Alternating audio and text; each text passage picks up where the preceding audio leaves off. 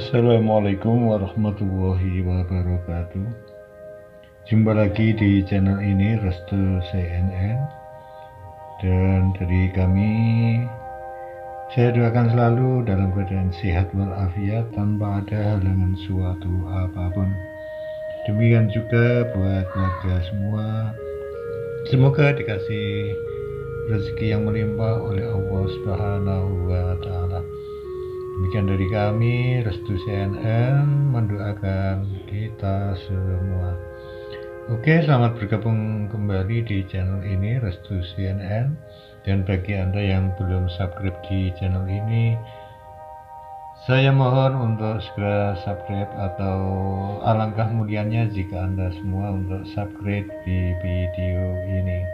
Terima kasih atas subscribe-nya, dan jangan lupa untuk membunyikan tanda notifikasinya atau tanda loncengnya agar kita semua mendapatkan notifikasi dari video-video kami yang terbaru. Oke, tanpa lama-lama lanjut saja sesuai konten kita kali ini. Rumah bisa didapat dengan membangun sendiri dari nol, atau diperoleh dalam bentuk sudah jadi, bisa sebagai warisan dari keluarga atau membeli dari pihak lain. Bagaimanapun cara mendapatkannya, kamu tentu ingin rumah tersebut dibuat senyaman mungkin sehingga kita lebih betah berlama-lama ada di sana. Namun bagaimana ceritanya jika rumah tersebut justru merupakan rumah bekas pesugihan? Apa yang bisa hidup dengan nyaman dan aman, atau justru mendapat banyak gangguan mengerikan? Oke, kita lanjut saja. Gangguan pun dimulai sejak malam pertama mereka mendiami di rumah tersebut. Beberapa contoh kengerian yang mereka rasakan berupa suara saat berada di dapur, geraman di sepanjang lorong rumah, serta ketukan yang berubah menjadi geduran di salah satu pintu kamar. Di kamar tersebut juga divan, kasur kerap bergoyang seperti apa yang menendang dari bawah. Lebih lanjut, lampu di sepanjang lorong juga kerap mati hidup sehingga mereka sampai harus mengganti lampu berkali-kali. Yang lebih mengerikannya lagi, salah satu anggota keluarga sempat melihat penampakan wanita berambut panjang gimbal dengan baju putih besar, lidah menjulur, mata putih yang melotot, serta bagian sekitar pipi yang hancur.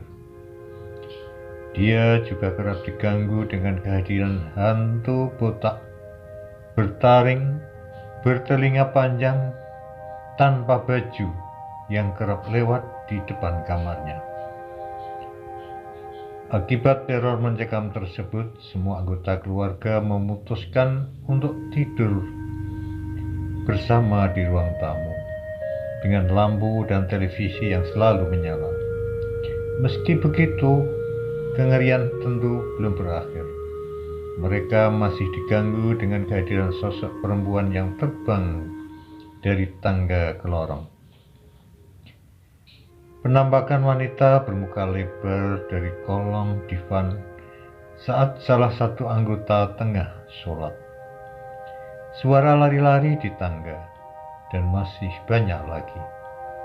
Mereka pun akhirnya memberanikan diri bercerita pada tetangga sekitar, dan dari sinilah latar belakang rumah tersebut diketahui. Merupakan rumah bekas pesugihan.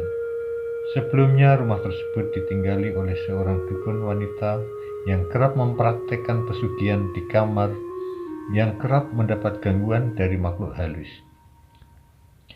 Dukun itu sendiri kabarnya meninggal secara mendadak, dan rumah tersebut pun menjadi hunian tetap bagi para anak buah dukun itu. Rumah tersebut mulanya aman-aman saja. Namun 1 bulan setelahnya, barulah muncul kejadian-kejadian aneh. Kejadian pertama adalah saat salah satu dari mereka mendapati rumah dalam keadaan terbuka saat dia tiba seorang diri. Rasa penasaran membawanya pada jejak kaki aneh yang lebih besar dari kaki manusia dan tampak seperti bercampur tanah merah kuburan. Jejak kaki itu membawanya hingga loteng belakang rumah dan menghilang di sana. Kengerian berikutnya terjadi di malam hari saat 3 di antaranya yang masih terjaga mendengar suara langkah kaki di atap rumah. Namun, mereka tidak menemukan apapun. Setelah beberapa kali mengecek keluar rumah, suara langkah kaki itu masih terus berlanjut hingga hilang dengan sendirinya.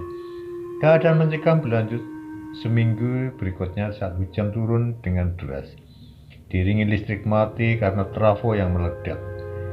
Karenanya mereka berlima berkumpul dalam satu ruangan sampai ketenangan mereka terusik oleh bau anyir yang diikuti dengan ketukan pada pintu rumah.